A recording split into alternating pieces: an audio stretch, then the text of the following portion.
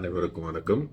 இப்போ நம்ம லாஸ்ட் வீடியோவில் பார்த்துருப்போம் எப்படி ஒரு கேட்டரிங் ஹோட்டல் மேனேஜ் இன்ஸ்டியூட் இருக்கணும் அப்படின்னு. ஒரு இண்டிவிஜுவல் ஆர்கனைசேஷனாக ஒரு catering and hotel manage institute இருந்துச்சு அப்படின்னா அதில் நமக்கு நிறைய ஸ்பெஷாலிட்டிஸ் கிடைக்கும், நமக்கு ஃபெசிலிட்டிஸ் அதிகமாக கிடைக்கும், அண்ட் கோர்ஸோட மாடல் நல்லா இருக்கும்.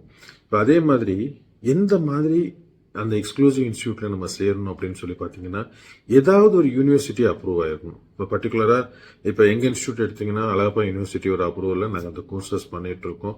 ஸோ இந்த மாதிரி அழகப்பா அப்ரூவ்ட் யூனிவர்சிட்டியில் பார்த்தீங்கன்னா BSc catering and hotel administration, MBA in hotel management, diploma in catering and hotel administration அப்படின்னு நிறைய கோர்சஸ் ஆஃபர் பண்ணுறாங்க. இது யூனிவர்சிட்டி ஆஃபர் பண்ணுற கோர்ஸ்.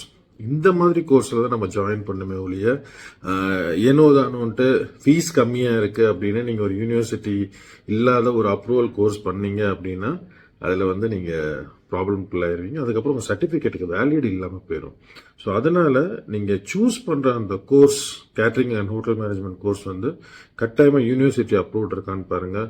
அந்த இன்ஸ்டிடியூஷன்ஸோட ஸ்பெஷாலிட்டிஸ் என்னன்னு பாருங்கள். என்னென்ன ஸ்பெஷாலிட்டி இருக்கணுன்றதை பார்ட் 3ல் சொல்கிறேன். ஓகே.